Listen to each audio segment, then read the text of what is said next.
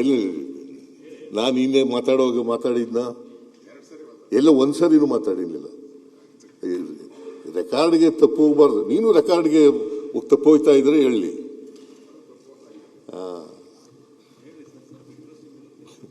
Interesting ಏನು ಬೇಡ, ನಾವು ಹೇಳೋದೇ ಇಂಟ್ರೆಸ್ಟಿಂಗು, ನೀವು ಕೇಳೋದೇ ಇಂಟ್ರೆಸ್ಟಿಂಗು. ನಾನು ಮಧ್ಯದಲ್ಲಿ ಮಾತಾಡಿದ್ರೆ ಏನಾಗ್ಬಿಡ್ತದೆ, ದಾರಿ ತಪ್ಪಿಡ್ತೀನಿ. ಇಲ್ಲ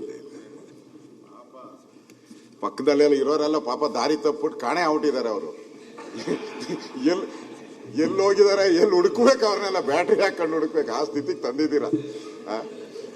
ಈಗ ನಿನಗೆ ದಾರಿ ತಪ್ಪಿಸಿದ್ದೀನೇನಪ್ಪ? ನನ್ನ ಸ್ನೇಹಿತ ಅಂತ ಹೇಳಿದಿರಲ್ಲ, ತಪ್ಪಿಸಿಲ್ಲ. ನಿನಗೆ ದಾರಿ ತಪ್ಪಿಸೋ ಪ್ರಶ್ನೆನೇ ಇಲ್ಲ. ವಿರೋಧ ಪಕ್ಷದ ಯಾರಿಗಾರು ದಾರಿ ತಪ್ಪಿಸಿದ್ದೀನಿ ಅಂದ್ರೆ, ಯಾರಿಗಾರು ದಾರಿ ತಪ್ಪಿಸಿದ್ದೀನಿ ಅಲ್ಲ, ಯಾರನ್ನ ತಪ್ಪಿಸ್ಬೇಕು ಅವ್ರನ್ನ ತಪ್ಪಿಸಿದ್ರೆ, ಯಾರಿಗೂ ಯಾರನ್ನ ತಪ್ಪಿಸ್ಬೇಕು ಅವ್ರು ಅಧ್ಯಕ್ಷರೇ, ದಾರಿ ಕಾಣದಾಗಿದೆ ಅಂತ ಹೇಳ್ಬಿಟ್ಟು ದೇವಸ್ಥಾನಗಳು ಸುತ್ತಾವ್ರೆ ಎಲ್ಲ ಕಡೆ ಬಗ್ಗೆ. ಅದೇನಾದ್ರು ಆಗಿದ್ರೆ ಮಾನ್ಯ ವಿರೋಧ ಪಕ್ಷದ ನಾಯಕರು ಬೇರೆ ಯಾರಿಂದೋ ದಾರಿ ತಪ್ಪಿಬಿಟ್ಟಿದ್ದಾರೆ.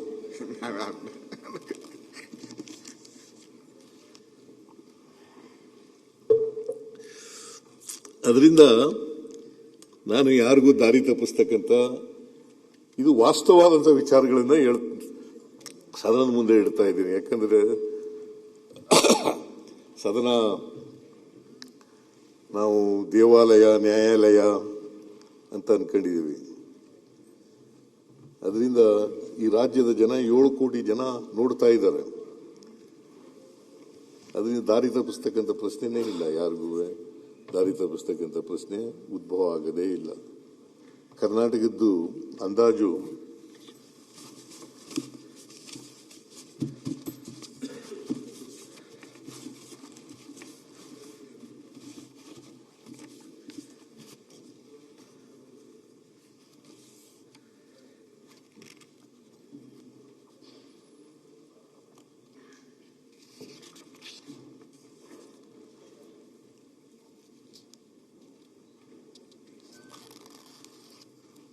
ಅದರಿಂದ ನಾವು ಏನು ಫಿಸ್ಕಲ್ ರೆಸ್ಪಾನ್ಸಿಬಿಲಿಟಿ ಆಕ್ಟ್ ಅದೇನು ಮಾರ್ಗಸೂಚಿಗಳನ್ನು ಹೇಳ್ತದೆ, ಮಾನದಂಡಗಳನ್ನು ಹೇಳ್ತದೆ, ಆ ಮಾನದಂಡಗಳ ಒಳಗಡೆನೆ ಇದ್ದೀವಿ. ಇವತ್ತಿನಿಂದಲ್ಲ, ನಾನು 94-95ರಲ್ಲಿ ಹಣಕಾಸಿನ ಮಂತ್ರಿ ಆದೆ. 94-95 ಅವತ್ತಿನಿಂದ ಇವತ್ತಿನವರೆಗೆ ನಾನು 17 ಬಜೆಟ್ ಮಂಡಿಸಿದ್ದೀನಿ. 17 ಬಜೆಟ್ಗಳಲ್ಲಿಯೂ ಕೂಡ ಸಾಧ್ಯವಾದ ಮಟ್ಟಿಗೆ ಫಿಸ್ಕಲ್ ಡಿಸಿಪ್ಲಿನ್ ಅನ್ನು ಮೇಂಟೈನ್ ಮಾಡ್ತಕ್ಕಂಥ ಪ್ರಯತ್ನವನ್ನು ಮಾಡಿದ್ದೀನಿ. ರಾಜ್ಯಕ್ಕೆ ಹೊರೆಯಾಗ್ತಕ್ಕಂಥ, ಜನರಿಗೆ ಹೊರೆಯಾಗ್ತಕ್ಕಂಥ ಬಜೆಟ್ ಅನ್ನು ಮಂಡಿಸಿಲ್ಲ.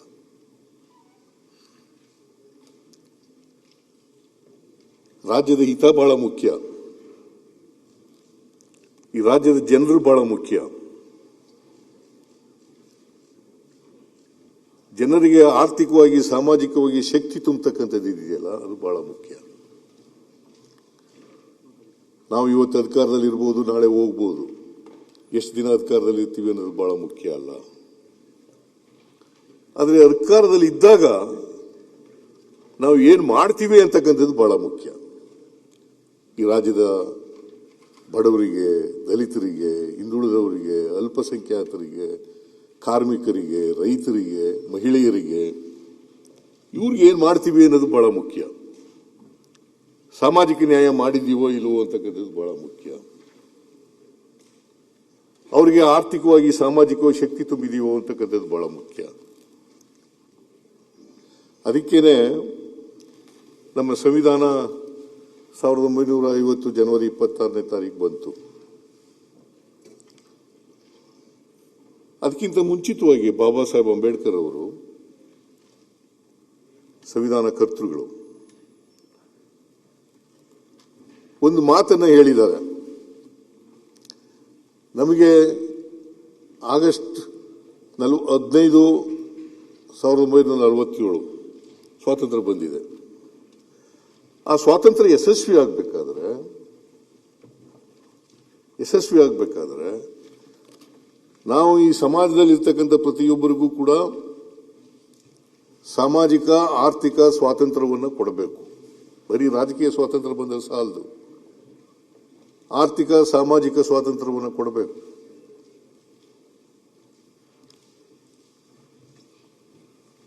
ರಾಜಕೀಯ ಸ್ವಾತಂತ್ರ್ಯ ಯಶಸ್ವಿ ಆಗಬೇಕಾದ್ರೆ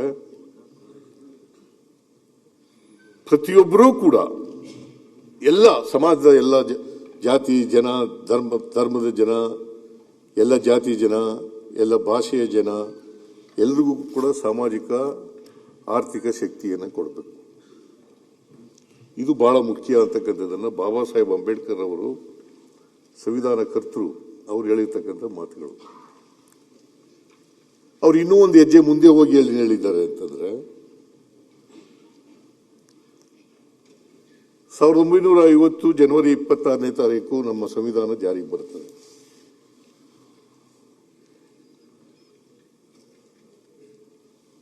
ಅವತ್ತು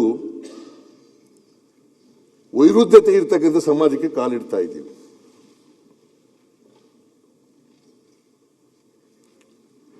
ಸಮಾಜದಲ್ಲಿ ಆರ್ಥಿಕ ಅಸಮಾನತೆ ಇದೆ, ಸಾಮಾಜಿಕ ಅಸಮಾನತೆ ಇದೆ, ರಾಜಕೀಯ ಅಸಮಾನತೆ ಇದೆ, ಶೈಕ್ಷಣಿಕ ಅಸಮಾನತೆ ಇದೆ. ಎಲ್ಲಿವರೆಗೆ ನಾವು ಈ ಅಸಮಾನತೆಯನ್ನು ತೊಲಗಿಸೋದಿಲ್ಲ ಅಲ್ಲಿವರೆಗೆ ಸಮ ಸಮಾಜವನ್ನು ನಿರ್ಮಾಣ ಮಾಡಲಿಕ್ಕೆ ಸಾಧ್ಯ ಆಗಲ್ಲ. ಸ್ವಾತಂತ್ರ್ಯ ಬಂದು 79 ವರ್ಷಗಳಾಯ್ತು ಬಂತು. ಈ 79 ವರ್ಷಗಳಾದರೂ ಕೂಡ ಎಲ್ರಿಗೂ ಸಾಮಾಜಿಕ ನ್ಯಾಯವನ್ನು ಕೊಡಲಿಕ್ಕೆ ಸಾಧ್ಯ ಇಲ್ಲ. ಇವತ್ತು ಕೂಡ ಅಸಮಾನತೆಯನ್ನು ಸಮಾಜದಲ್ಲಿ ನೋಡ್ತೀವಿ.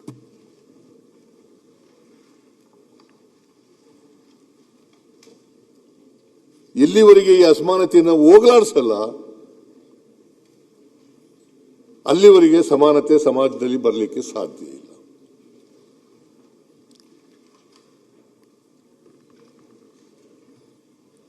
ಅದಕ್ಕೆ ನಾನು ನನ್ನ ಸ್ವಂತ ಅಭಿಪ್ರಾಯವನ್ನು ಕೂಡ ಹೇಳಲಿಕ್ಕೆ ಬಯಸ್ತಾ ಇದ್ದೀನಿ. ಬಸವಣ್ಣವರು ಹೇಳಿದ್ರು, ಜಾತಿ ಹೋಗ್ಬೇಕು, ವರ್ಗ ಹೋಗ್ಬೇಕು, ಸಮಾನತೆ ಸಮಾಜ ಬರಬೇಕು. ಆಮೇಲೆ ಕರ್ಮ ಸಿದ್ಧಾಂತ ಹೋಗ್ಬೇಕು ಅಂತ ಹೇಳಿದ್ರು. ಕರ್ಮ ಸಿದ್ಧಾಂತ ಹೋಗ್ಬೇಕು. ಈಗಲೂ ಕೂಡ ಅನೇಕ ಜನ ಮಾನ್ಯ ಬಹಳ ಜನ ಸದಸ್ಯರುಗಳು, ನೀನು ಯಾಕಪ್ಪ ಹಿಂಗಾಗಿದ್ಯಾ, ನಿನಗೆ ಬಟ್ಟೆ ಇಲ್ಲ, ಆಸ್ತಿ ಇಲ್ಲ, ಹೊಟ್ಟೆಗಿಲ್ಲ, ಮನೆ ಇಲ್ಲ ಅಂತಂದ್ರೆ, ನಾನು ಹಿಂದಿನ ಜನ್ಮದಲ್ಲಿ ಕರ್ಮ ಮಾಡಿಬಿಟ್ಟಿದ್ದೆ, ಅದಕ್ಕೋಸ್ಕರವಾಗಿ ಈ ಜನ್ಮದಲ್ಲಿ ಹಿಂಗೆ ಹುಟ್ಟುಬಿಟ್ಟಿದ್ದೀನಿ ನಾನು ಅಂತ ಇದನ್ನ ಹುಟ್ಟಾಕ್ಬಿಟ್ಟಿದ್ದಾರೆ ಪಟ್ಟಭದ್ರ. ಇದನ್ನೇ ನಂಬ್ಕೋಬೇಕು. ಇದನ್ನ ನಂಬ್ಕೊಂಡು ಹಿಂಗೇ ಇರಬೇಕು. ನನ್ನ ಕರ್ಮ ಅಪ್ಪ, ನನ್ನ ಕರ್ಮ ಅಪ್ಪ, ನನ್ನ ಹಣೆಯಲ್ಲಿ ಬರೆದು ಬಿಟ್ಟದಪ್ಪ,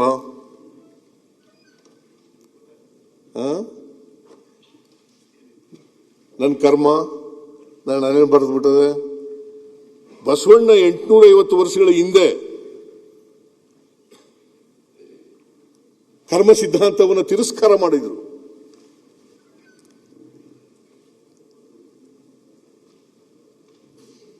ಕರ್ಮ ಸಿದ್ಧಾಂತವನ್ನ ತಿರಸ್ಕಾರ ಮಾಡಿದ್ರು. ಆದರೂ ಕೂಡ ಇನ್ನೂ ಜಾತೀಯತೆ ಇದೆ, ವರ್ಗ ವ್ಯವಸ್ಥೆ ಇದೆ, ಸಮಾಜದಲ್ಲಿ ಬದಲಾವಣೆ ಆಗಿಲ್ಲ, ಸಮಾಜ ಬದಲಾವಣೆ ಆಗಿಲ್ಲ. ಇದನ್ನು ಇನ್ನೂ ಕಾಣ್ತಾ ಇದ್ದೀವಿ. 79 ವರ್ಷ ಆಯಿತು ಸ್ವಾತಂತ್ರ್ಯ ಬಂದು, 79 ವರ್ಷ. ಇಷ್ಟಾದರೂ ಕೂಡ ನಾವು ಬದಲಾವಣೆಯನ್ನ ಪೂರ್ಣವಾಗಿ ಮಾಡಲಿಕ್ಕೆ ಸಾಧ್ಯ ಆಗಿಲ್ಲ.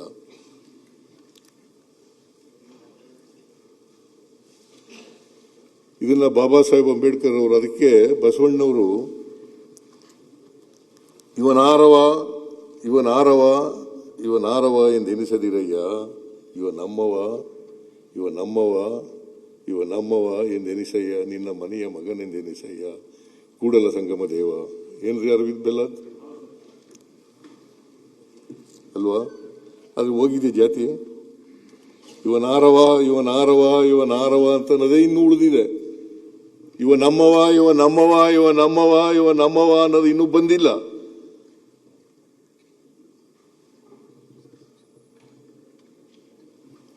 ಅದರಿಂದ ಬಸವಣ್ಣ 850 ವರ್ಷಗಳಾಯಿತು.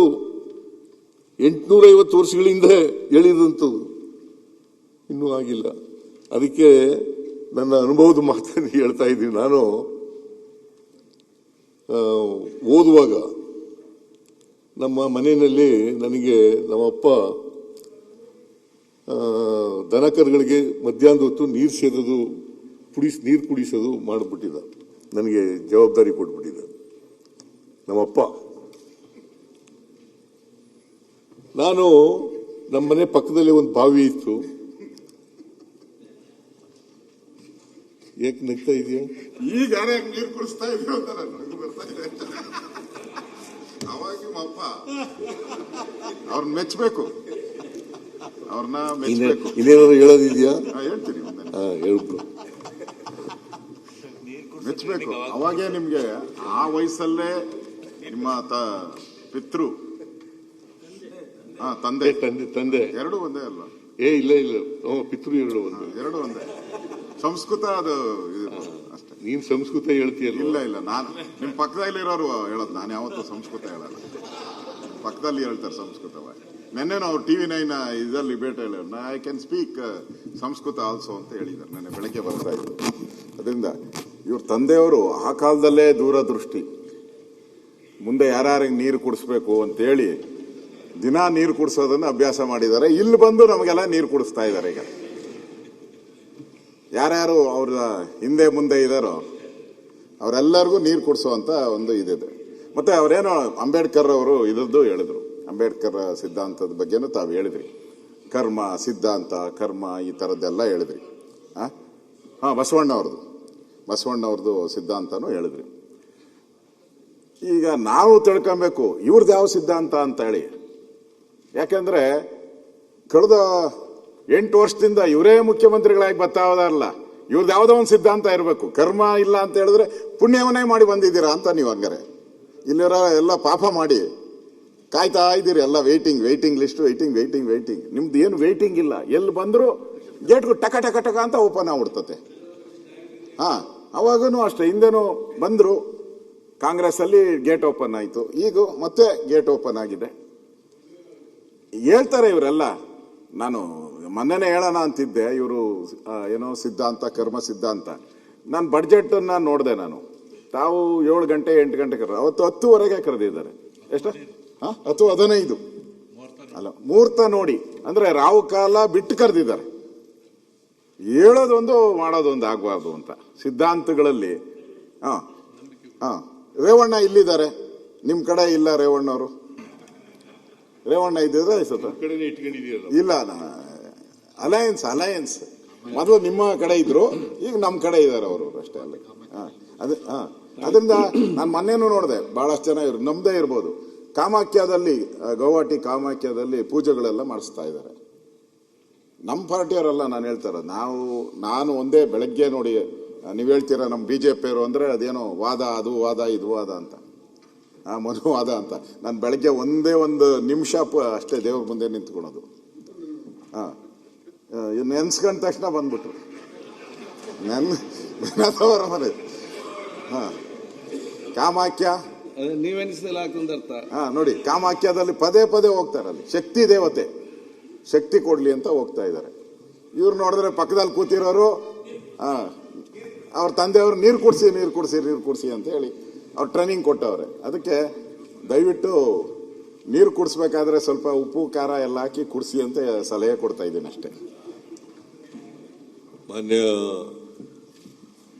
ಅಧ್ಯಕ್ಷರೇ, ವಿರೋಧ ಪಕ್ಷದ ನಾಯಕರು, ನಾನು ದನಕರುಗಳಿಗೆ ನೀರು ಕುಡಿಸಿದ್ದು. ಇವರು ದನನ ಏನೋ ಗೊತ್ತಿಲ್ಲ ನನಗೆ. ದನಕರುಗಳಿಗೆ ನೀರು ಕುಡಿಸಿದ್ದು ನಾನು.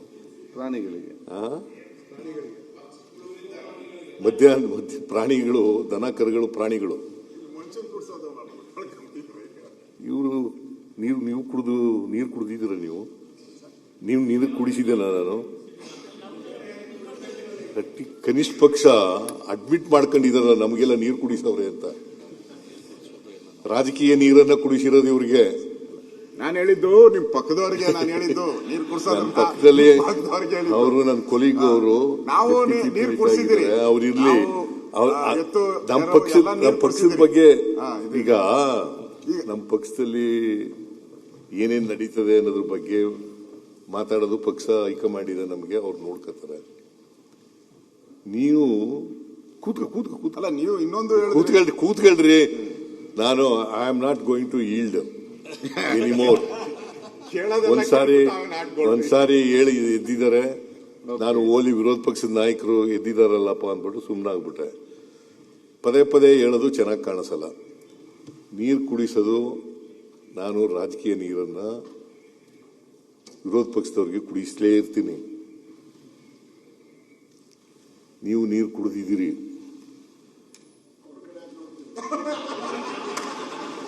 ಅವ್ರ ಕಡೆ ಎಲ್ಲ ನಾನು ನೋಡಿದ್ದು ನಮ್ಮ ಮಿನಿಸ್ಟರ್ಗಳಿಗೆ ನೋಡ್ಕೊಂಡು ಹೇಳ್ತಾ ಇದ್ದೀನಿ. ನಾನು ಡಿ ಕೆ ಶಿವಕುಮಾರ್ ಒಬ್ಬರೇ ಅಲ್ಲ, ಪರಮೇಶ್ವರ್ ಇದ್ದಾರೆ, ಎಚ್ ಕೆ ಪಾಟೀಲ್ ಇದ್ದಾರೆ, ಮುನಿಯಪ್ಪ ಇದ್ದಾರೆ, ಅಲ್ಲಿ ನಮ್ಮ ಎಂ ಬಿ ಪಾಟೀಲ್ ಇದ್ದಾರೆ, ಮಾದೇವಪ್ಪ ಇದ್ದಾರೆ. ಅವನ್ನೆಲ್ಲ ನೋಡ್ಕೊಂಡು ಹೇಳ್ತಾ ಇದ್ದೀನಿ ನಾನು. ಮುನಿಯಪ್ಪ ಹೇಳ್ದೆ ಮುನಿಯಪ್ಪನವ್ರನ್ನ ಹೇಳಿದ್ದೀನಿ. ಇದೆಲ್ಲ ನೀವೆಲ್ಲ ನೋಡ್ರಿ, ನೀವು ಕಾಯ್ಕೊಂಡು ಏನೋ ಆಯ್ತು, ನಿರಾಶೆ ಆಗುತ್ತಲ್ಲ, ಹಂಗಾಗಬಾರ್ದು. ನಿಮ್ಗೆ ನಿರಾಸೆ ಆಗಬಾರ್ದು. ಮೊನ್ನೆ ಅಧ್ಯಕ್ಷರೇ, ನಾನು ಕತೆ ಹೇಳ್ತಿದ್ದದು, ನೀರು ಕುಡಿಸೋದು ಪ್ರಾಣಿಗಳಿಗೆ, ದನ ಕರುಗಳಿಗೆ ನೀರು ಕುಡಿಸೋದು. ಪ್ರಾಣಿಗಳು ಅನ್ನೋದು ಬೇಡ, ದನ ಕರುಗಳು ನೀರು ಕುಡಿಸೋ ಕೆಲಸ ಮಾಡ್ತಿದ್ದೆ. ಆ ಬಾವಿನಲ್ಲಿ ನೀರು ಸೇದ್ಕೊಬಂದು ನೀರು ಕುಡಿಸ್ತಿದ್ದೆ. ಈ ಬಾವಿನಲ್ಲಿ ಈ ಗುಬ್ಬಚ್ಚಿಗಳೆಲ್ಲ ಸೇರ್ಕೊಂಡಿರವು. ಬಾವಿನಲ್ಲಿ ಗೂಡು ಕಟ್ಕೊಂಡು ಗುಬ್ಬಚ್ಚಿಗಳೆಲ್ಲ ನೀರು ಕಂಡಿರು. ನಿನ್ಗೆ ಅಶ್ವಥ್ ನಾರಾಯಣ ನಿಮ್ಗೆ ಗೊತ್ತಿದೆಯೇನೋ ಗೊತ್ತಿಲ್ಲ, ಹಳ್ಳಿಯಿಂದ ಬಂದಿರೋದ? ರಾಮನಗರ. ಎಲ್ಲರೂ ರಿಲೇಷನ್ನೇ. ನಾವು ವಿಶ್ವಮಾನವದಲ್ಲಿ ನಂಬಿಕೆ ಇಟ್ಕೊಂಡಿರ್ತಕ್ಕಂಥವ್ರು. ಅದಕ್ಕೆ ಕುವೆಂಪು ಅವರು ಏನ್ ಹೇಳಿದ್ದಾರೆ, ವಿಶ್ವಮಾನವ ಥಿಯರಿ ಸಿದ್ಧಾಂತನ ಅವ್ರು ಹೇಳಿರೋದು.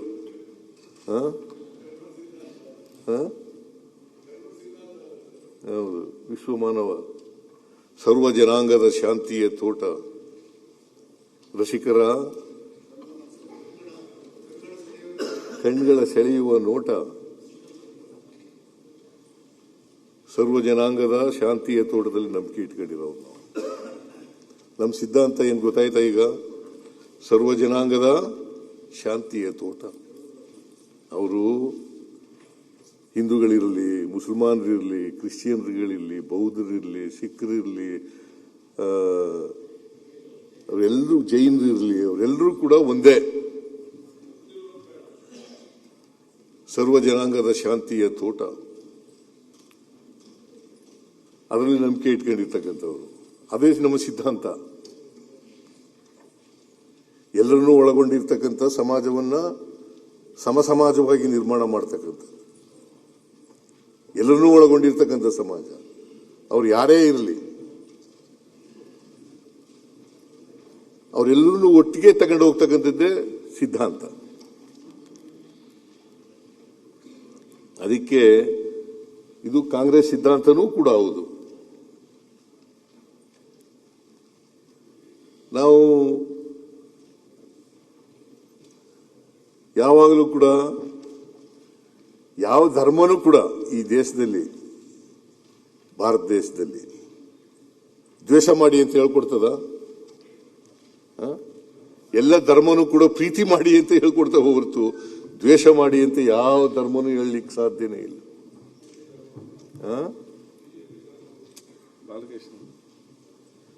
ಅದು ನೀನು ಹೇಳು ಬಾಲಕೃಷ್ಣ. ಆ? ಇಲ್ಲ, ಅದು ನೀವು ಸರ್ವ ಜನಾಂಗದ ಶಾಂತಿಯ ತೋಟ ನಿಮ್ಮಲ್ಲಿ ಇಲ್ಲ ಅಂತ ಹೇಳಿ ಅವ್ರು ಬಿಟ್ಬಿಟ್ಟು ಬಂದ್ಬಿಟ್ರು. ಎಲ್ಲ ಪಾರ್ಟಿ ಇಲ್ಲ, ಸರ್ವ ಜನಾಂಗದ ಶಾಂತಿಯ ತೋಟ ನಿಮ್ಮಲ್ಲಿ ಇಲ್ಲ ಅಂತೇಳಿ ಬಿಟ್ಬಿಟ್ಟು ಬಂದ್ಬಿಟ್ರು ಬಾಲಕೃಷ್ಣ, ಅಲ್ವೇನ್ರಿ? ಅದರಿಂದ ಮಾನ್ಯ ಅಧ್ಯಕ್ಷರೇ, ನಾನು ಏನ್ ಹೇಳ್ತಾ ಇದ್ದೆ ಅಂತಂದ್ರೆ, ದನಕರುಗಳಿಗೆ ನೀರು ಬಾವಿನಲ್ಲಿ ಹೋದಾಗ ಈ ಗುಬ್ಬೆಚ್ಚಿಗಳೆಲ್ಲ ಸೆತ್ತೆ ಎಲ್ಲ ಹಾಕ್ಬಿಡವು. ಸೆತ್ತೆ ಅಂದ್ರೆ ಗೊತ್ತಲ್ಲ, ಕಸ. ನಿಮ್ ಕಡೆ ಒಂದ್ ಕಡೆ ಹೇಳ್ತಾರೆ, ನಮ್ ಕಡೆ ಸೆತ್ತೆ ಅಂತ ಹೇಳ್ತಾರೆ.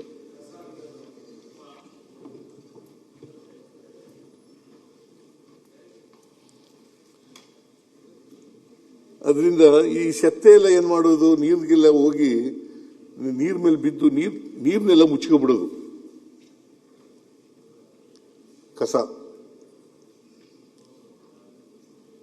ಆ ನೀರನ್ನೆಲ್ಲ ಮುಚ್ಕೊಂಡಾಗ ನಾವೇನ್ ಮಾಡ್ತಿದ್ವು, ಬಿಂದಿಗೆನ ಮೇಲೆ ಕೆಳಗೆ ಮಾಡಿ ಆ ಸೆತ್ತೆ ಎಲ್ಲ ಸರ್ಕಳ ತನಕ ಆಮೇಲೆ ನೀರು ತಗೋತಾ ಇದ್ದು.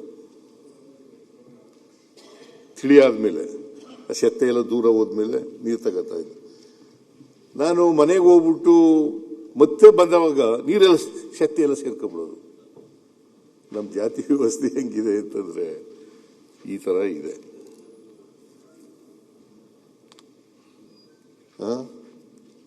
ಸ್ವಲ್ಪ ಸುಧಾರಣೆ ಮಾಡಿದಾಗ ಸೆತ್ತೆ ಎಲ್ಲ ಜಾತಿ ವ್ಯವಸ್ಥೆ ಕಡಿಮೆ ಆದಾಗ ಕಾಣಿಸುತ್ತೆ, ಮತ್ತೆ ಸೇರ್ಕೊಂಡ್ಬಿಡ್ತದೆ. ಅದಕ್ಕೆ ಜಾತಿ ಹೋಗಿಲ್ಲ.